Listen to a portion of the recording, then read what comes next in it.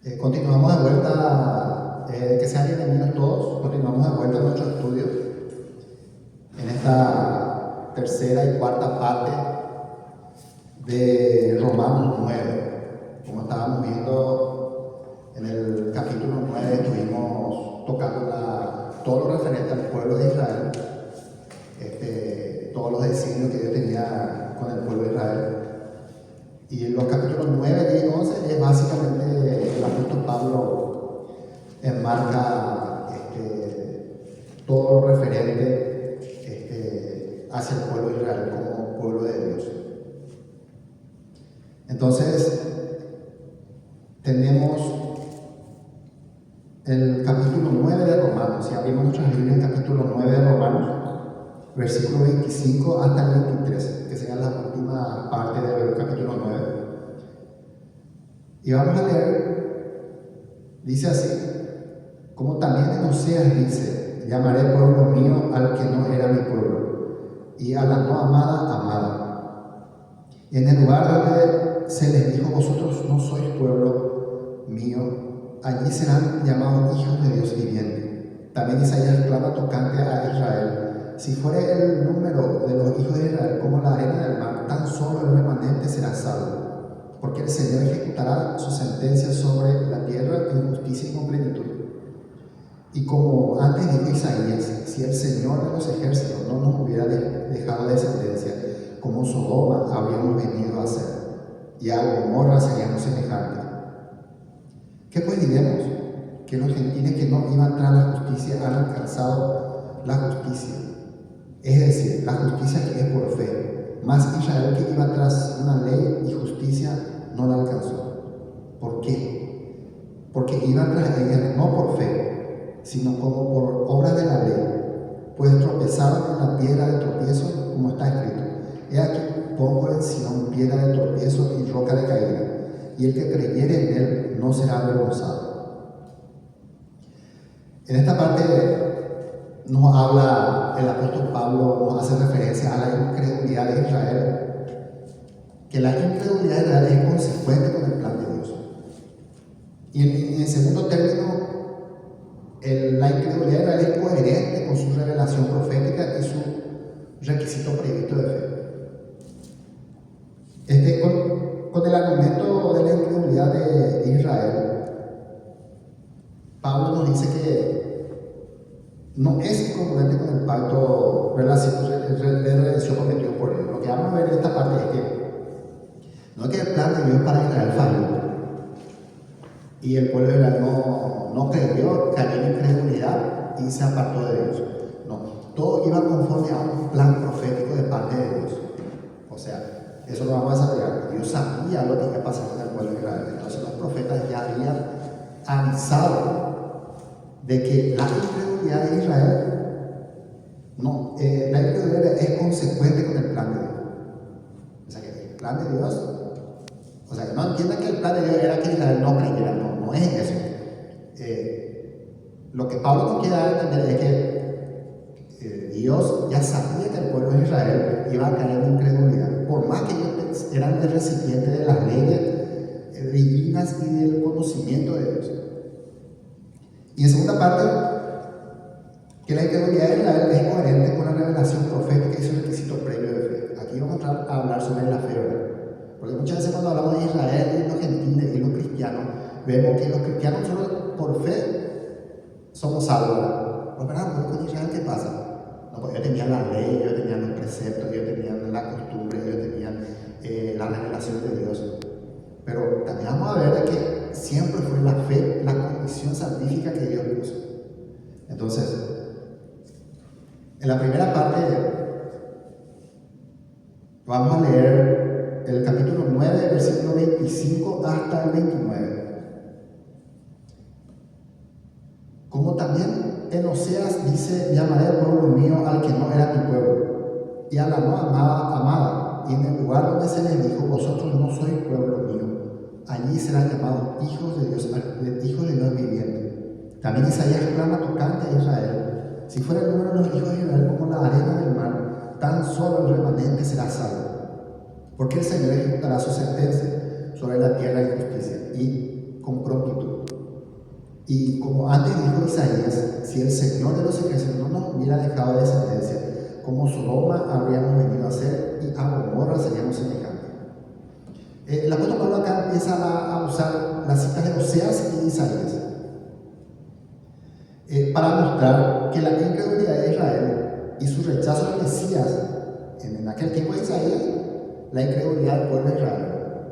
Y más adelante era profetizado el rechazo al Mesías. ¿Se acuerdan que el pueblo judío rechazó a Jesucristo como Mesías? Y en cierto grado fue el autor moral de la muerte de Jesús. Que todo este acontecimiento se ajusta perfectamente a lo predicho por los profetas. O sea, que era el plan de Dios. Entonces, vamos a ver el libro de Juan, el libro de Oseas 2:23. ¿Se acuerdan de esa analogía que puso Dios? Le dijo a Oseas: cuando te vayas a casar con una prostituta, le dice. Y la prostituta se llamaba Gomer. Cuando Oseas se va, agarra como esposa a Gomer, que era una infiel, que a pesar que estuvo casado con Oseas, seguía siendo infiel. No sabemos si Gomer ya era una prostituta anteriormente o después de casarse con Oseas se convirtió en una infiel. Pero a pesar de todo, Dios le dice a Oseas: no lo dejes, no le abandones. Sabemos bien que una de las condiciones para el divorcio es la infidelidad. Acá en este punto Oseas tenía todas las condiciones para divorciarse de Gomer, que era su esposa, que era infiel a Oseas. Pero el relato nos dice que entonces se fue, eso lo encontramos en Oseas 1, 3 y 4. Yo le voy a ir hablando en forma rápida. Gomer fue y contrajo matrimonio con Oseas fue y contrajo matrimonio con Gomer. De esta unión nacieron 3 hijos. Dice, a pesar de que Gomer era infiel, a pesar de que Gomer estaba fuera, estaba cometiendo adulterio mientras estaba casado con Oseas, Gomer tuvo un hijo, le dio un hijo a Isaías. Y le dio a luz un hijo y le dijo: Jehová, ponle por nombre Yisrael. Entonces, al primer hijo de Oseas con Gomer le puso el hijo Yisrael. ¿Por qué? Porque de aquí a poco yo castigaré a la casa de Jehová. También hace alusión a la dispersión. O sea que Yisrael también significa dispersar. O sea, sería como la analogía: agarrar la semilla y el campesino que va a cultivar empieza a dispersar la semilla en cualquier lugar. Después tuvo otro hijo, le dio a luz una hija. Y le dijo Dios: ponle por nombre Lo-Ruam, porque no me compadeceré más de la casa de Israel. ¿Qué significaba la segunda hija, o el segundo hijo de Oseas? De que Dios no se va a compadecer más del pueblo de Israel. La no compadecida. Y Dios dice, bueno, antes de explicar, vamos a completar. Después dio otro hijo. Y ponle por nombre al hijo Lo-Ami, porque vosotros no sois mi pueblo. Entonces, de esta relación de Oseas con Gomer, nacen 3 hijos. La primera, Dios le dice llamarle Yisrael. Y eso iba destinado a una analogía hacia su pueblo. Y eso quería decir dispersado, eso quería decir castigado. Luego tuvo una hija que lo llamó Lo-Ruama, porque dice: no me compadeceré más del pueblo de Israel. O sea, primero lo que estaba demostrando Dios con Oseas y Gomer era lo que iba a hacer, lo que iba a pasar con el pueblo de Israel por su infidelidad. O sea, Oseas, vamos a ponerle para explicar mejor. Oseas era como Dios. O sea, Oseas, podemos decir que él era el Dios. Y Gomer era Israel. Esto para explicar, hermano. Entonces, a pesar de que Gomer, su esposa, era infiel con Oseas le seguía siendo fiel. Le seguía, obviamente, cuidando, le seguía dándole lo mejor. Pero Gomer, infiel. Y de esa unión nació 3 hijos. Uno era dispersión. El segundo era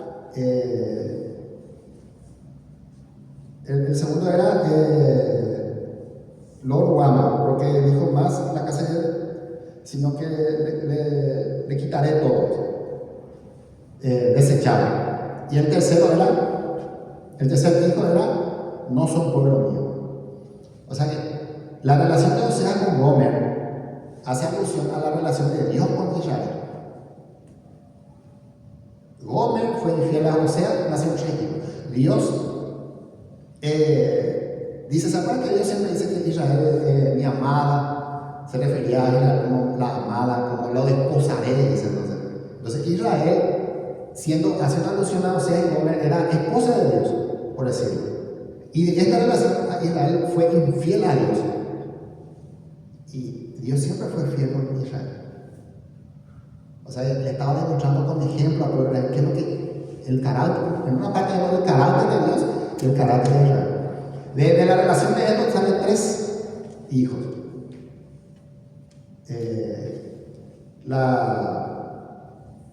La castigada, Israel, la dispersada, la no amada y no pueblo mío. Entonces lo que Dios le estaba enseñando a Oseas era que lo que le iba a pasar a pueblo Israel por la infidelidad. Ahora, muchas veces nosotros pensamos de que Dios, en nuestro caso, digamos, cometimos un pecado o hicimos algo malo y nosotros pensamos que Dios se enoja al paso con nosotros. Dios se está enojado conmigo porque hice.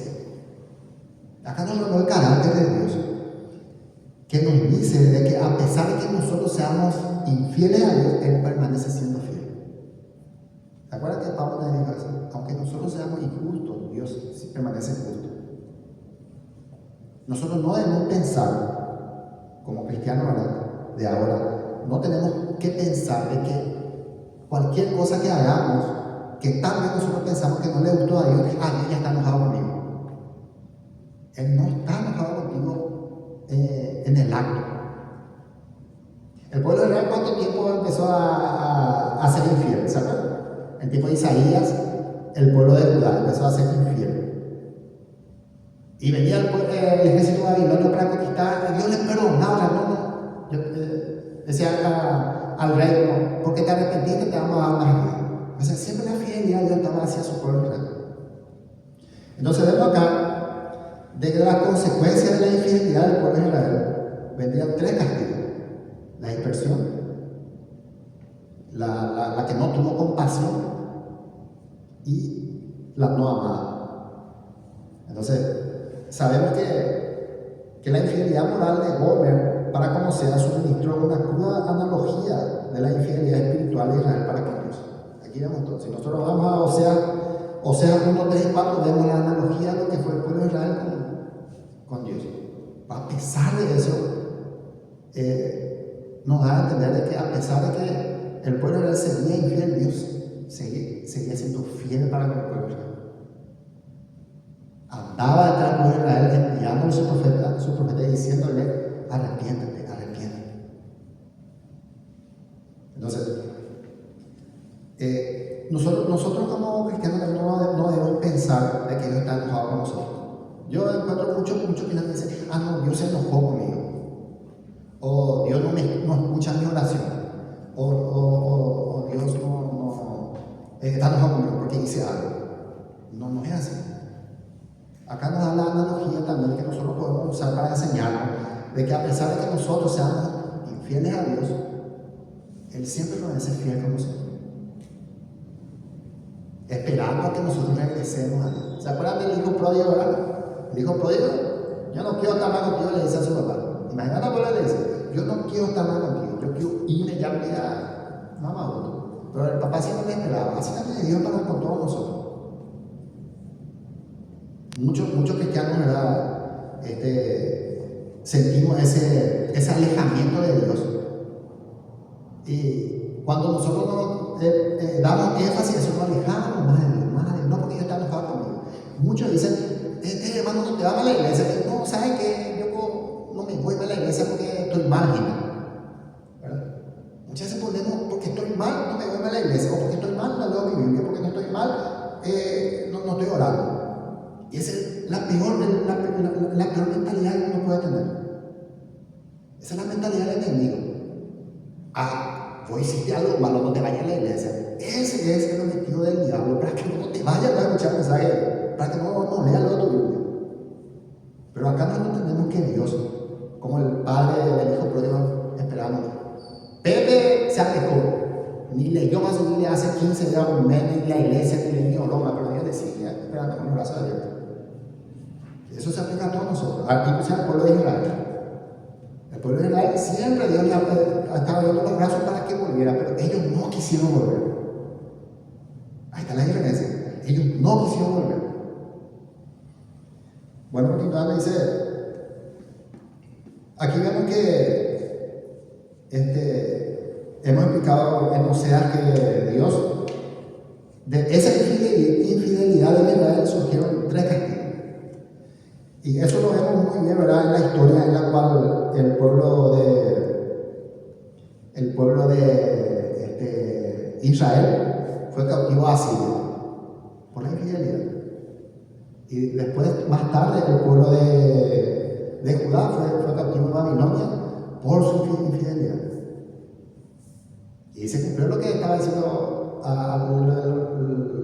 la analogía de Oseas. Primero era dispersado. ¿Qué pasó con el pueblo de Israel? Vinieron los asirios a conquistar y le llevaron todo. ¿Se acuerdan? ¿Qué pasó después con el pueblo de Judá? Vinieron los babilonios, conquistaron y le llevaron todos esclavos a Babilonia. Dispersión. Y cuando los israelitas estaban desterrados en Asiria y los judíos en Babilonia, ellos se sintieron no compadecidos. ¿Por qué? Mirá por lo que nos hizo Dios. Mirá por lo que pasó con nosotros. Mirá por. Y ahí se cumple lo que están viendo en Oseas. Y luego dice, el tercero era, no pueblo mío. Entonces, cuando se dispersó el pueblo de Israel en Asiria y hacia Babilonia, ellos no fueron el pueblo de Dios por su infidelidad.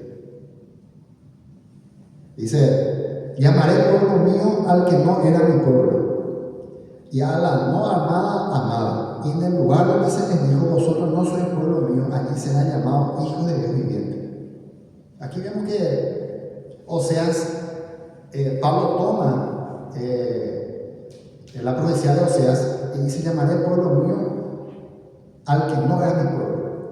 ¿Verdad? Primero era la sentencia, ¿verdad? Pero acá dice Dios, llamaré pueblo mío al que no era mi pueblo. Porque ¿a dónde quedó el pueblo de Israel? El pueblo quedó, bueno, el primer hijo era dispersión, se dispersaron. El segundo, ¿qué era? La que no tuvo misericordia de parte de Dios. Y el tercero era, no son mi pueblo. Y después enseguida, o sea, dice, llamaré pueblo mío al que no era mi pueblo. O sea que el pueblo de Israel, en esa época, cuando el pueblo de Israel, el pueblo de Judá fue cautivo a Babilonia y el pueblo de Israel a Asiria, ellos no eran pueblo de Dios. Pero acá viene la profecía, llamaré pueblo mío al que no era mi pueblo. O sea que cuando Dios le habla a Oseas de esta profecía, ellos no son mi pueblo, pero van a ser mi pueblo. O sea, aquí vemos que Dios no rechaza al pueblo de Israel, solamente le castigó por su infidelidad. Muchas veces decimos, no, el pueblo de Israel, Dios rechazó al pueblo de Israel y ahora somos nosotros los cristianos que estamos salando a Israel. Pero eso no dice la Biblia. Eso vamos a ver más adelante, ¿verdad?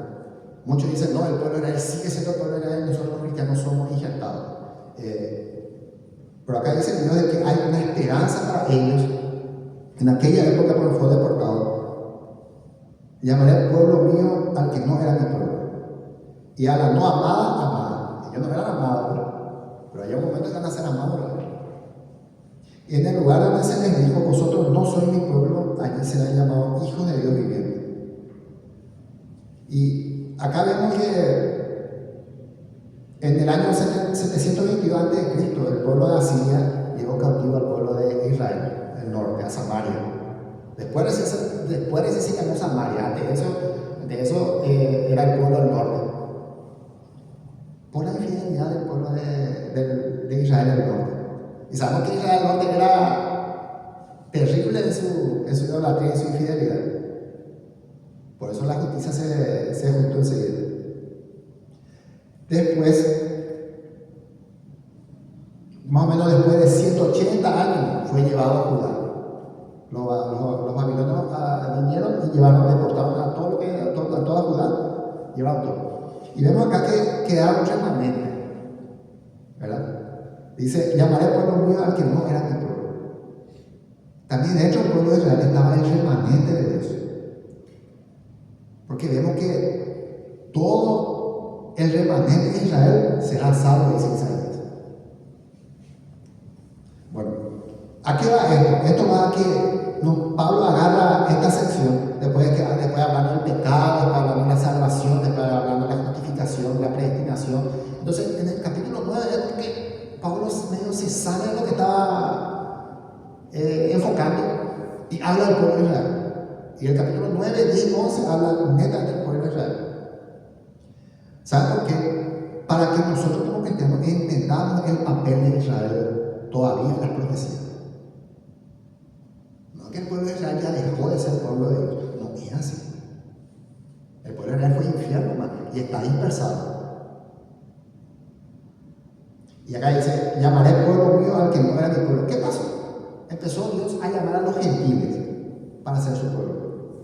Cuando los israelitas rechazaron la salvación, rechazaron a su Dios, los gentiles, se dijeron los gentiles la iban a aceptar. Pero Israel sigue todavía dispersado, no compasivo y no pueblo de Dios.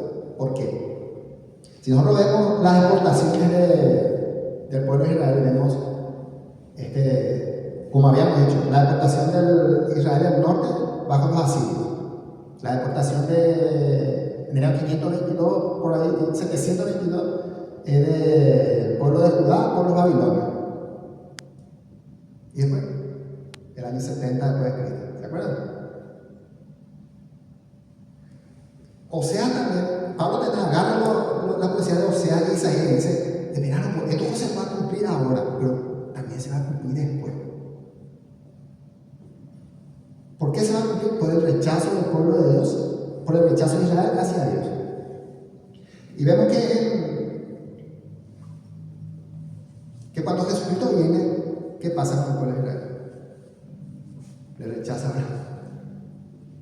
La misma cosa que pasó con lo que dijo Oseas en tiempo de Judá y en tiempo de Israel y Isaías en tiempo de Judá. Fueron deportados. Bueno, vamos a dice. Pablo prosigue a explicar en qué lugar donde se les dijo: vosotros no sois pueblo mío, allí serán llamados hijos de Dios viviente. Pablo cita otra vez la palabra de Oseas, la profecía de Oseas, esta vez para hacer un paráfrasis, sino que usa la palabra exacta del profeta Isaías. El lugar donde él habló Oseas era todo el lugar en donde estaban los judíos dispersados. O sea, ¿qué hace Dios? Dios lo dispersa al pueblo de Israel por rechazar a Dios. Entonces, ¿qué se convierte el pueblo de Israel? Se convierte como los gentiles. Entonces Dios le tiene que llamar a él. Y mientras la deportación de los israelitas, Dios se enfoca en un pueblo que no le buscaba a Dios. Eso vamos a ver más adelante, que son los gentiles. Dice, Pablo pasa enseguida a citar otro profeta, en este caso, a otro profeta, contemporáneo de Oseas, Isaías. Dice Isaías clama tocante a Israel: si fuera el número de los hijos de Israel como la arena del mar, tan solo el remanente será salvo. Isaías 10:22 está esa profecía. Dice, Isaías clama, dice, tocante. O sea, ¿cómo no lo podemos? Isaías clama, grita, puede ser, gritar, clamar. Pero si nosotros vemos en lo original de clamar, Isaías estaba llorando por el pueblo de Israel. Así como Pablo, ¿se acuerdan? Cuando nosotros lo introducimos en el capítulo 9, Pablo decía: ¿cómo yo quiero perderlo todo con tal de que los israelitas se salven? ¿Se acuerdan? Entonces Isaías lloraba, decía, mira, por el pueblo de Israel es muchísimo, pero solamente el remanente será salvo. Entonces, ¿por qué él se sentía triste? Porque solamente el remanente será salvo, y todo lo que sobra es para él. Entonces él se sentía triste, clamaba, decía, ¿por qué? ¿Por qué no le salvas todo, Dios? ¿Por qué esto? ¿Por qué? Acá vemos que Isaías tenía una empatía muy grande hacia el pueblo de Israel, en querer que ellos todos sean salvos. Por eso le dolía. ¿Qué nos enseña esto? De que nosotros tenemos que tener amor hacia las almas. Esa persona que vos le conocés que no es cristiana, ese que no va, no, que para qué le voy a predicar. Muchas veces no así, ¿verdad? No, ese es terrible, va a esa persona, déjame nomás que se vaya, total. Voy a predicarle a la otra persona que está medio buenita, buenito. El corazón de un cristiano verdadero es que te duela ver a esa persona que no le conoce a Dios. Pero ¿qué pasa? Nuestro cristianismo contemporáneo es, yo soy salvo, estoy en la iglesia, perfecto, bien, Dios me tiene que prosperar. Bravo, no es así. ¿Quién te enseñó eso? Isaías como Pablo lloraban por ver personas que no se salvaban. Esa actitud que nosotros tenemos que desarrollar. ¿Verdad? Esa actitud. Una persona un hermano que no ama a la iglesia, con ese corazón humilde, hermano, Dios te llama. Pero es como que nosotros ahora, saliendo un poco del tema, es como que nosotros ahora en nuestro cristianismo contemporáneo de que yo estoy más bien que ese hermano. Yo estoy más bien. Yo hablé lengua, vos no hablaste, yo estoy más bien. Yo me caí, vos no te caí, yo estoy más bien. Jugamos competencia. No, mi iglesia tiene 5,000 luego, y nosotros apenas 10, 20 nos vamos a dejar. Nosotros somos la iglesia de la no somos los salvados. ¿Vieron hasta qué punto llegó el cristianismo? Soberbio, arrogante. Y acabo de leer a Isaías que estaba llorando porque muchos no se iban a salvar. El cristianismo que nosotros debemos vivir no tiene que ser un cristianismo de competencia. Tiene que ser un cristianismo por amor a las almas. Vos tenés que decir, a la mañana te levantás, Diosito, ¿a quién hoy le voy a predicar? Pero ¿qué hacemos nosotros? No levantamos, tengo que hacer esto, tengo que hacer esto, aquello, yo no tengo tiempo, esto. Todavía no leí ni Biblia. Tenemos, así, yo no soy así. Yo tengo todo mi schedule en el día, pero no le llega a decir, puede ya predicar nada. O puede ya salvarle con algo. No, ese no te va a escuchar. Decía un predicador, creo que era John Mueller, no me acuerdo, decía, si por ahí las personas tenían un cartel atrás y decía, yo estoy predestinado para salvar, yo tenía que predicar como esa persona decía, pero como que yo no sé quiénes son los que se han salvado, yo tengo que predicar a todo el mundo. Ahí se ve el verdadero cristianismo, que te abra tu corazón para ir a predicar, que te abra tu corazón para leer la Biblia, que te abra tu corazón para asistir a la iglesia, que te abra tu corazón para hablar. Pero si yo estoy conforme con mi cristianismo, yo estoy ahí, yo estoy acá, y hago esto, y yo creo que estoy bien. Eso vamos a ver más adelante, porque el pueblo de Israel por eso no alcanzó salvación, ni justificación por la fe. Porque yo creía de que estaba bien. Entonces, Isaías clama, dice, tocando al Señor. Pablo sabía que Isaías estaba llorando por todo el pueblo de Israel que no era permanente.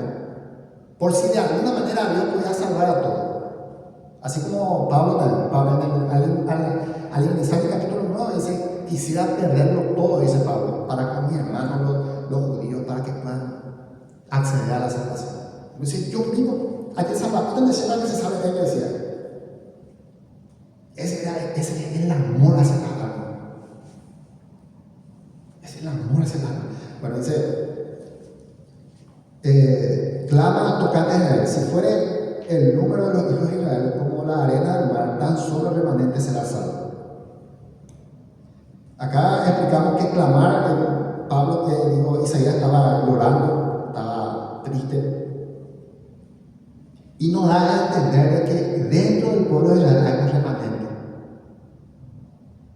Y cuando Dios habla que todo Israel será salvo, ¿a quién se estaba dedicando? Porque nosotros muchas veces confundimos, ¿verdad? Pablo dice todo, y después todo Israel será salvo, dice en capítulo 11. Entonces todo el pueblo de Israel será salvo. Pero el enfoque de Pablo era hacia a todo el remanente de Israel será salvo. Todo el remanente de Israel. Muchas veces nos confundimos ahí y decimos, bueno, la nación de Israel, obviamente que desde 1948 está asentado y decimos, todo Israel será salvo. Pero no. Muchos de ellos, inclusive el pueblo de Israel que está asentado ahora como nación, ellos siguen rechazando a Jesús. ¿Verdad? Siguen rechazando a Jesús. Pero eso les podemos entrar en el tema ahora.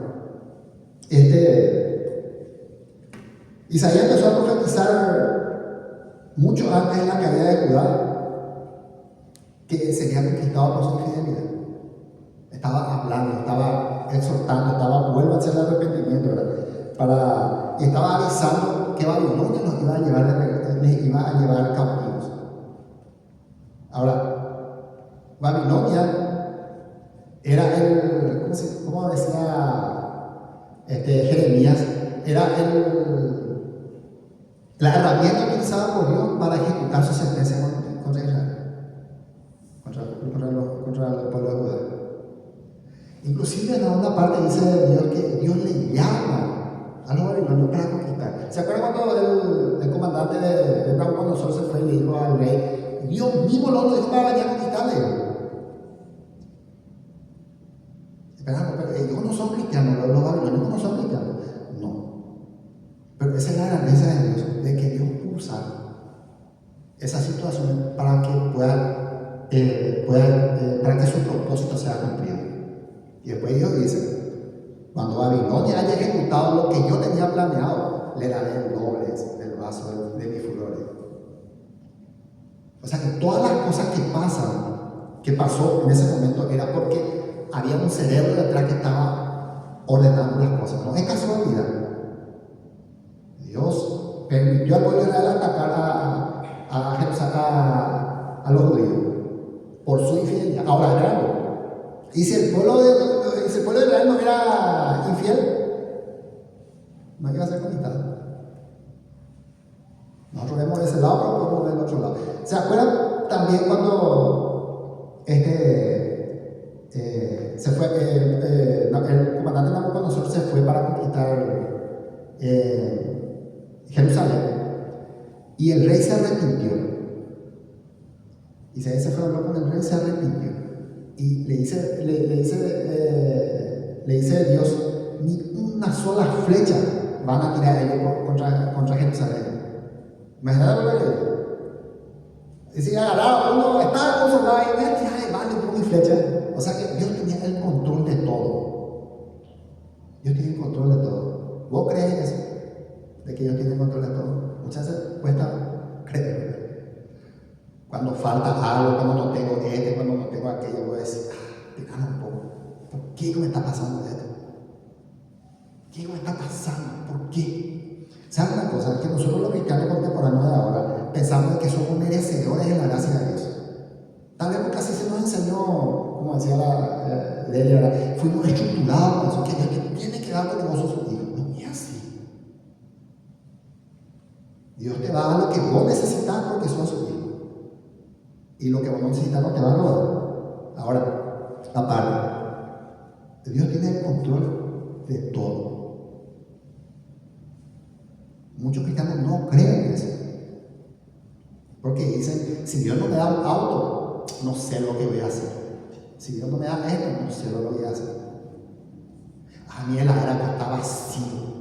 Mi billetera, mi billetera. O pago sin combustible, ¿verdad? Y acá Dios nos demostró en Isaías, en Oseas, en el pueblo de Israel, que Él tiene el control de todo. Pase lo que pase. A veces no lo entendemos, ¿no? Y cuando no lo entendemos, se hace una carga para nosotros. Bueno, vemos que El pueblo de Jerusalén, de Judá, fue cautivado a Babilonia. Antes de eso lo fue Israel por la infidelidad, por la sentencia que profetizó Oseas. ¿Se acuerdan? Dispersado, no compadecido y no pueblo mío. Pablo cita el siguiente versículo de Isaías y declara: porque el Señor ejecutará su sentencia sobre la tierra en justicia y con plenitud. Hay una cosa, Dios es justo y Dios sí o sí tiene que hacer justicia. ¿Se acuerdan que dicen ahí? Dios no tendrá como justo al injusto, al pecador. Dios es justo. Dios no puede, porque vos sos lindo, vos no te voy a hacer nada, porque vos sos calidad. Dios no tiene favorito. Él tiene que ejecutar la sentencia sobre la tierra en justicia y con prontitud. Sabemos que en el futuro va a haber una sentencia. Vamos a ir por parte. Dice Isaías: dice, porque el Señor ejecutará su sentencia sobre la tierra en justicia y con plenitud. O sea que el pueblo de Israel, de Jerusalén, la Israel del sur, todavía no estaba siendo castigado por Dios. Y Isaías les dice: el Señor tiene que ejecutar su sentencia. Ustedes, nosotros con los pueblos somos infieles y Él tiene que castigarnos. Sobre la tierra, sobre Jerusalén, en justicia y con prontitud. Ahora, cuando Dios usó a los babilonios, como habíamos dicho, para juzgar a Israel por su incredulidad e infidelidad, su justicia fue pronta y total, de manera que tan solo unos cuantos escaparon, el remanente de creyentes verdaderos.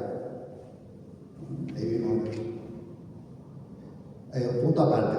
¿Se acuerdan que Pedro dice: el juicio comienza por la casa de Dios? ¿Alguna vez leyeron ese versículo? Acá el juicio comenzó en el pueblo de Israel, donde había infieles, pero había un remanente también de fieles. No piensen que todo Israel fue infiel. ¿Quiénes escaparon? El remanente de fieles.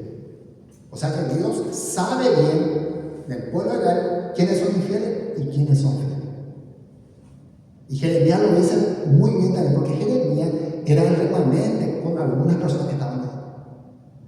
Y cuando hubo la toma de Jerusalén, se fue el comandante de Nabucodonosor y le dijo: vos si querés venir con nosotros, si querés quedarte acá, si querés, vos haces lo que mejor te plazca. Porque él era el remanente de Israel. Y los otros, esposados con cadena, esclavos a Babilonia. O sea, no crean que Dios en su ira, en su justicia, va a castigar a todos por igual. Él sabe quién es fiel y quién no es fiel. Cuando vos te vas a una iglesia de 1,000, 2,000 personas, Él sabe que es un remanente de chiquitito. Cuando vos le vas al pueblo de Israel ahora, Él sabe que hay montones de judíos, pero hay un remanente que es fiel.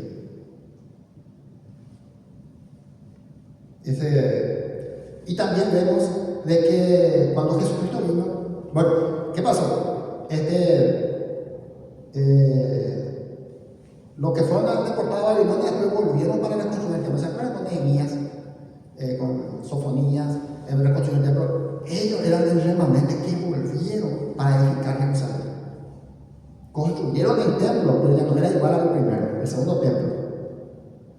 Después, ¿qué pasó? 400 años vino Jesucristo. La misma actitud del pueblo de Israel, rechazándole al Hijo de Dios. No solamente al profeta de ahora, sino que al Hijo de Dios.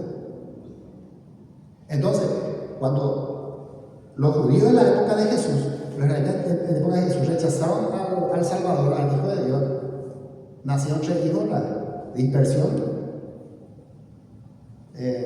la que Dios no tuvo compasión y la no amada. Después, cuando Pablo escribe la carta a los romanos, se cree que escribió más o menos en el año 60 después de Cristo. ¿Y qué pasó en el año 70? Vino Tito, el emperador romano, y destruyó Jerusalén. ¿Y qué creen que pasó? Muchos de los israelitas corrieron a otros países, algunos fueron deportados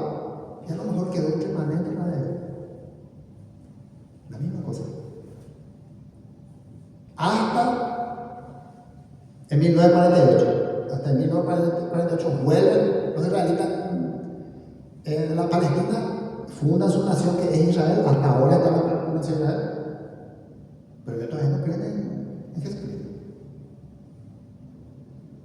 Están ahí como pueblo que ha sido llamado. Hay profecía en la cual dice que llamaré a mi pueblo del norte, de los extremos, ¿se acuerdan? Isaías mismo decía. ¿Qué pasó ahí? De que, y más adelante vamos a ver, de que cuando en el año 70 los israelitas fueron dispersados, la misma cosa lo que pasó acá con Nabucodonosor. Dispersión, no, la que no tuvo compasión de Dios, no pueblo mío. ¿Y a dónde fue Dios? A los gentiles. El rechazo del pueblo de Israel hacia Jesús. Y bueno, los discípulos, ¿se acuerdan los discípulos? ¿Los discípulos de qué nacionalidad eran? Eran judíos. Los judíos también se convirtieron cuando Jesús vino, pero minoría. Pero el pueblo en general rechazaba a Dios. La misma cosa que pasaba en época de Jeremías. Jeremías y un grupo selecto mantenían su fiel a Dios, pero el resto del pueblo no.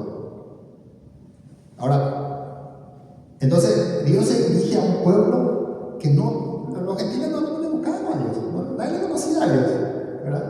Cada uno tenía su Dios, pero Dios se enfoca en los gentiles para que los gentiles puedan buscarlo. ¿Qué pasa con Israel? Bueno, ustedes Israel, dice Dios, van a ser dispersados, yo no voy a tener compasión de ustedes no son mi pueblo, ahora ellos son mi pueblo. Pero espera, por ahora le dice, por ahora. Y ahora vemos el pueblo de Israel que está sentado en un punto determinado de la tierra, entonces vemos que la profecía está cumpliendo.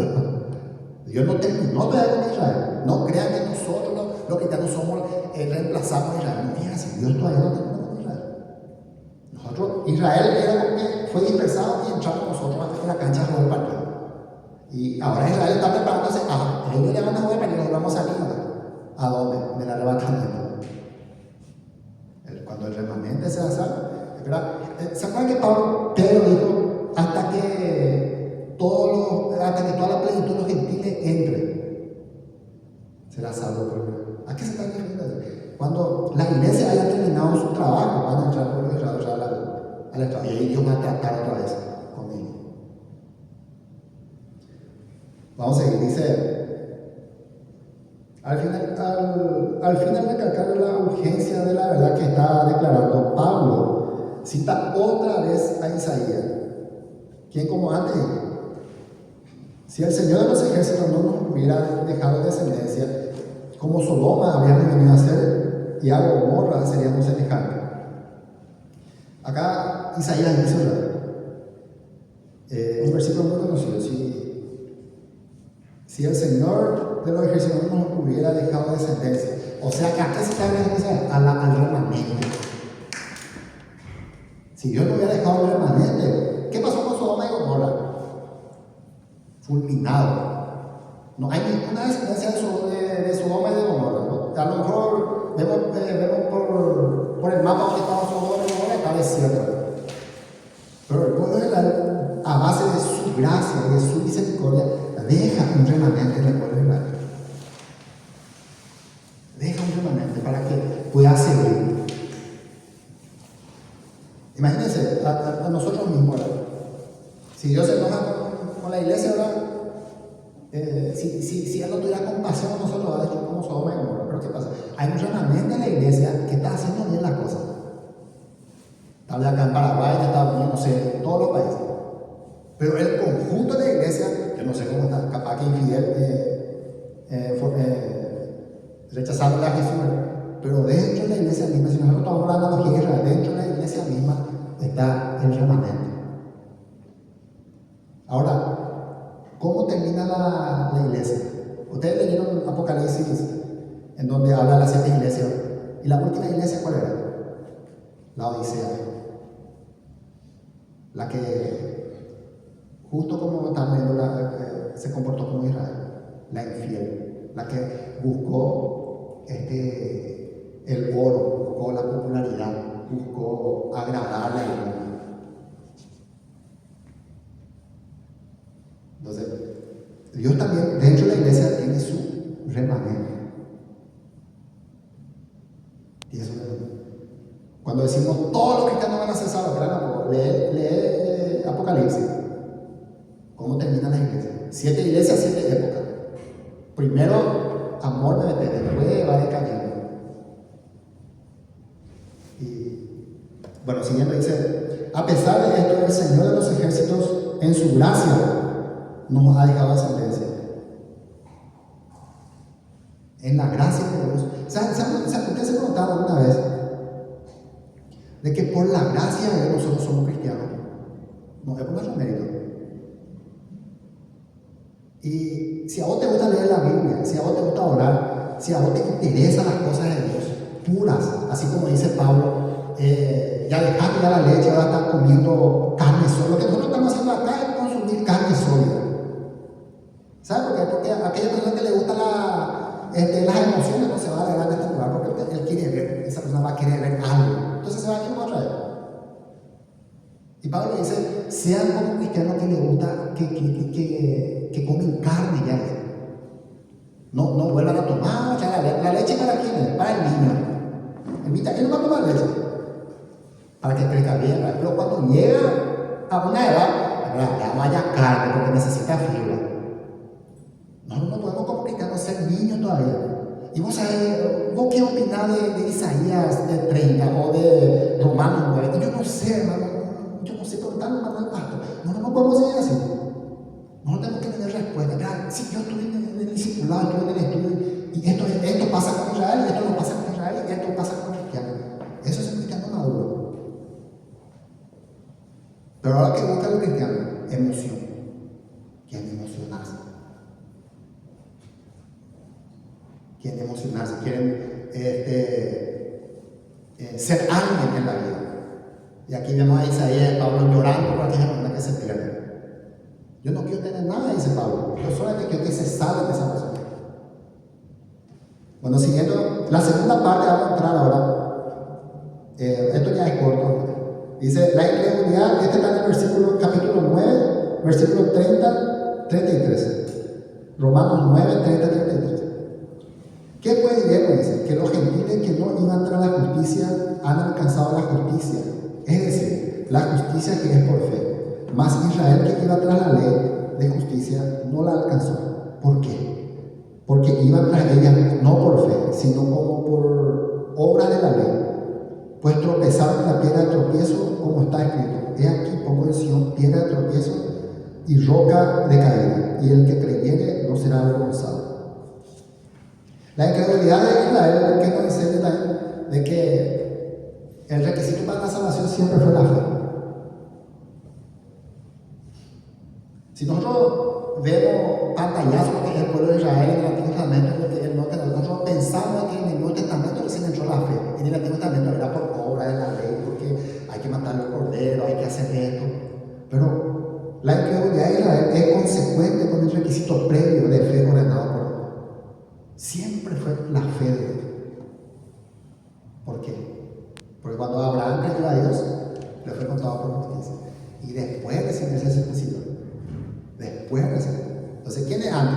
La fe. Otra cosa, si usted lee en Hebreo, dice los hombres de la fe. Y cita a Abel, el primer hijo de Adán. Entonces, la fe ya estaba ahí. Dice, ¿qué pues diremos? O sea, que entran que los gentiles que no iban de la justicia han alcanzado la justicia. O sea, los gentiles nosotros. Ahí no paramos, dice Pablo. Los pueblos de Israel que tenían las leyes, que tenían el conocimiento de Dios, que tenían los reglamentos de Dios, no los alcanzaban. Pero los gentiles que estaban así, no van a parar, ellos sí alcanzaron la gracia de Dios. Entonces Pablo hace una pregunta. Dice, es decir, la justicia que es por fe, que los gentiles que no iban a la justicia han alcanzado la justicia, es decir, la justicia que es por fe. Y ahí dice Pablo, de que los gentiles, el pueblo de Israel, los gentiles han alcanzado la gracia por la fe. ¿Qué pasa con los gentiles? Con nosotros. Se nos predica Jesucristo, se nos enseña sobre Jesucristo, aceptamos, tenemos fe, somos cristianos, Dios nuestro Padre, tenemos la salvación. No nacimiento, de golpete. Pero el pueblo de Israel ya hace mucho que tenían la Torá, tenían la tabla de la ley, tenían el templo, los sacrificios, tenían la disposición, y ellos no lo alcanzaron. O sea que nosotros somos mejores que ellos. No, dice, de ninguna manera. Siempre fue la fe. Entonces, ¿qué es lo que pasó con el pueblo de Israel? Más Israel que iba tras una ley de justicia, no la alcanzó. ¿Por qué? Porque iba tras ella no por fe. Vos podés hacer tus actos, vos podés ser bueno, vos podés colaborar, vos podés ayudar, podés hacerlo sin fe. Vos podés hacer un orfanato para niños, pero vos podés hacerlo sin fe. Vos podés ser la persona más amable del mundo, pero no tener fe. Vos podés tener una religión y no tener fe también. ¿Verdad? El pueblo de Israel no alcanzó la gracia de Dios porque no tenían fe. Los gentiles alcanzaron la gracia de Dios porque tenían fe. O sea, el pueblo de Israel tenían las obras, pero no tenían fe. Los gentiles, ¿qué cosa? Tenían fe, pero todavía no tienen obras. Porque ellos no tenían todavía la ley, ellos no reconocían todavía la ley. Por eso dice, la fe sin obra es muerte. ¿Se acuerdan? O sea, ¿qué tenían que hacer el pueblo de Israel? Ellos tenían que seguir haciendo lo que tenían que hacer, el sacrificio, el templo, las ordenanzas, con fe. Pero ellos no lo hicieron con fe. ¿Y a qué llegó eso? Nosotros los judíos, ¿verdad? Sí, nosotros somos el pueblo de Dios. Yo soy de esa iglesia, yo soy de allá, yo soy de tal denominación. Ellos no son nada, ¿verdad? Pasa eso, ¿verdad? La palabra de Dios duele, pero muchas veces es así. Entonces, el pueblo de Dios no alcanzó la gracia de Dios porque ellos se creían superiores. Ellos creían de lo que ellos, porque yo soy hijo de Abraham, por eso yo tengo la. ¿Se acuerdan lo que le dijo a Jesús? Nosotros somos descendientes de Abraham, ¿se acuerdan? Ellos pusieron su descendencia, la línea real, como, no excusa, pero un método de salvación. Yo soy hijo de Abraham, él es hijo de Abraham, nosotros somos judíos, nosotros en aquella época. ¿Y por qué no compugieron por qué se compugieron con Jesús? Porque Jesús vino y le dijo, tenés que tener fe. Y los judíos decían, pero ¿acaso que nosotros lo que hicimos todo de balde? ¿Verdad? Y sí, va así. Porque sin fe es imposible agradar a Dios. Todas las ovejitas que mataban, cuando no tuvieron fe, no le agradaban a Dios. En el Antiguo Testamento. Sin fe es imposible agradar a Dios. Entonces, ¿por qué? Porque iban tras ella no por fe. Porque el pueblo de Israel quería alcanzar la gracia de Dios, no por fe, sino por lo que ellos hacían. Y por eso no vemos en el Evangelio que los fariseos no se juntaban con esa clase de gente, no se juntaban con aquello, no decían esa palabra, ellos se lavaban las manos. ¿Por qué? Porque ellos creían de que actuando así, ellos tenían el favor de Dios. Ellos no comprendieron que Abraham tuvo fe. Y otra cosa, en el tiempo de Jesús los judíos, no era que no sabían que había que tener fe, sino que para ellos era más fácil hacer las obras que tener fe. ¿Por qué? Porque tienen orgullo. Acá todos nosotros nos vamos y se nos aplaude todo y ya no inflamos la verdad. ¿Por qué? Porque nosotros no estamos hechos para ser alabados. El ser humano no está hecho para recibir aplausos. Entonces, el pueblo de Israel buscaba esto sin fe. Dice, sino como por obras de la ley, pues tropezaron con la piedra de tropiezo. Y yo decía, nosotros vamos a hacer esto para tener la gracia de Dios. Nosotros como cristianos no podemos hacer nada para agradarle a Dios. Atienda una cosa. Yo me encuentro con personas que dicen, hermano, yo le ayudé a ese hermano, le di 50,000 euros. Y digo, yo por alma, pero ¿qué pasa? Pero esa persona cree que porque le dio 50,000 a esa persona que necesitaba, él se está ganando el favor de Dios. No sé si me explico. Muchas veces queremos actuar así. Señor, le voy a ayudar a ese, y le ayudamos a ese. dale Señor, pagame. Inconscientemente muchas veces pasa eso. Porque a mí me pasa esta cosa porque yo soy demasiado bueno, ¿verdad? Yo no soy hijo de Dios, me pasa esta cosa. ¿Sabes por qué decimos eso? Porque vos estabas esperando algo que Dios te pague por algo. No es así. Lastimosamente, no es así. Porque si yo actúo así, estoy actuando como los israelitas en el tiempo de Isaías y como los fariseos en el tiempo de Jesús. Pensando que yo hago algo, Dios me tiene que dar.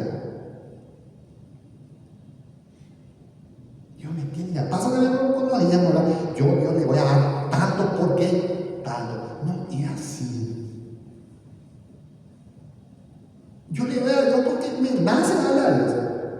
Porque, no sé, porque algo me dice que yo voy a darle a Dios, ¿verdad? No es para que me asciendan, no es para que tenga un mejor trabajo, no es para que mañana me compre para mi coche. No es así. Es porque me nace a mí le doy las cosas a Dios. Y la mentalidad de fariseísmo es eso. Yo hago algo y Dios, dale, dame algo. Y vemos acá que justamente los israelitas se portaban así.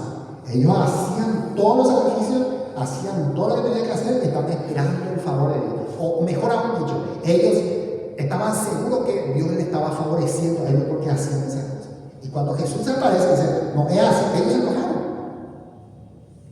Ellos se enojaron por eso. No es así, dice Jesús. Ustedes entendieron mal. ¿Y saben por qué los judíos le mataron a Jesús? Porque los judíos tenían otra manera de que iba a ser su Mesías. Y no era de esa manera. No se ajustaba a su reglamento. ¿Saben por qué? Dice que los judíos buscan señales y los griegos sabiduría. ¿Por qué los israelitas buscaban señales? No hay que hacer un milagro. Ellos lo que estaban buscando es que sus actos sean aprobados por Jesús. Y por eso siempre decían, muéstranos qué hace para creer en vos. O sea que los israelitas estaban muy subidos en que vos tenés que hacer algo para ser alguien. Entonces por eso lo que yo decía, ¿qué vas a hacer vos para que creamos en vos? Y los milagros que estaban haciendo no se refería a los milagros, se refería a sus obras. Porque el pueblo de Israel pensaba de que las obras iban antes que la fe. Y cuando Jesús vino y no se ajustó a su reglamento, entonces este va a fundir el negocio, decían los fariseos. ¿Sí? Y siguiendo dice, pues tropezaron con la piedra de tropiezo como está escrito. Y eso pasó, ¿verdad? Cuando Jesús vino, que es la piedra, ¿se acuerdan? La piedra que Moisés golpeó le dio agua, ¿se acuerdan? Hace referencia a Jesús. La piedra que pusieron los israelitas cuando pasaron el Jordán, por cada vez pusieron una piedra, esa hacía referencia a Jesús. La piedra cuando iban a pasar, cuando pasaron todo el Mar Rojo. Y siempre hay piedra en el camino de Israel. Y esa piedra que decía, ¿se acuerdan que decía? Si estos callan, las piedras hablarían de Jesús. Cuando Jesús entraba triunfante y le dicen, decía a tu Señor que se calle porque algo va a hacer. Y le dicen, si estos callan, las piedras hablarían. ¿Saben por qué? Porque esas piedras que fueron colocadas, a los protestantes en su lugar, a lo mejor ellos van a decir, no, por acá pasó el pueblo de Israel, por acá, aquí. Y esa piedra que era Jesús mismo, ellos tropezaban con la piedra de Jesús. Muchas personas tropiezan todavía con Jesús ahora. Porque muchas personas se acercan a Dios pensando de que es de una manera y después había sido otra cosa y se van decepcionando. ¿Conocen a una persona que, no, yo ya me dejo ya cristianismo porque no, ¿verdad? Yo no quiero ser más cristiano porque nada, ¿por qué? Tropezaban la piedra. ¿Por qué? Porque ellos pensaban de que viniendo a la iglesia ellos iban a ser superiores a todos. Ahí está. Dice, he aquí poco en Sion piedra de tropiezo y roca de caída, y el que creyere en él no será avergonzado. La piedra puede hacer tropezar, pero la piedra también te puede servir de protección. ¿Se acuerdan cuando el profeta que que mató a los profetas de Baal, se fue. Entró bajo Elías y se refería a la piedra que le protegía. Entró en una cueva. Dice, el que creyere en él no será avergonzado. Hermanos, si nosotros creemos en Jesús, no porque lo que nosotros somos, sino por lo que es Dios, y entendemos que Dios nos buscó, el que creyere no seremos avergonzados. El pueblo de Israel no creyó, fue avergonzado, dispersado, no amado, no pueblo suyo. Y cuando en la plenitud de los gentiles haya entrado, toda Israel será salvo, dice Pablo. Entonces entendemos que acá el apóstol Pablo nos da a entender qué pasó con el pueblo de Israel, qué va a suceder con el pueblo de Israel. Y ustedes vieron que poco habla de los gentiles. Habla, yo no me la hago referencia, pero acá poco habla de los gentiles, pero más hacia el pueblo de Israel. Y la pregunta es, ¿por qué Pablo tenía que meter en un capítulo 9, 10, 11 de Romanos, siendo que se estaba dirigiendo a los gentiles? ¿Por qué? Porque también nosotros los gentiles tenemos que tener conocimiento del pueblo de Israel. ¿Cómo está? ¿Qué sigue? ¿Cómo va a ser? ¿Cómo le tiene Dios? Para no caer en conclusiones que no, el pueblo de Israel no existe más, nosotros somos el pueblo de Israel, no, el pueblo de Israel sigue, para no caer en esas conclusiones erróneas. Entonces, para terminar, me quedo con esa palabra que dice: el que creyere en él no será avergonzado. El Antiguo Testamento se ha escrito para que nosotros nos siga de ejemplo. Nosotros, cuando vemos el Antiguo Testamento, esto pasó por esto, agarramos de ejemplo. Entonces, así también culminamos nuestro estudio del capítulo 9. Vamos a seguir con el capítulo 10. Espero que haya servido a todos. Que Dios los bendiga.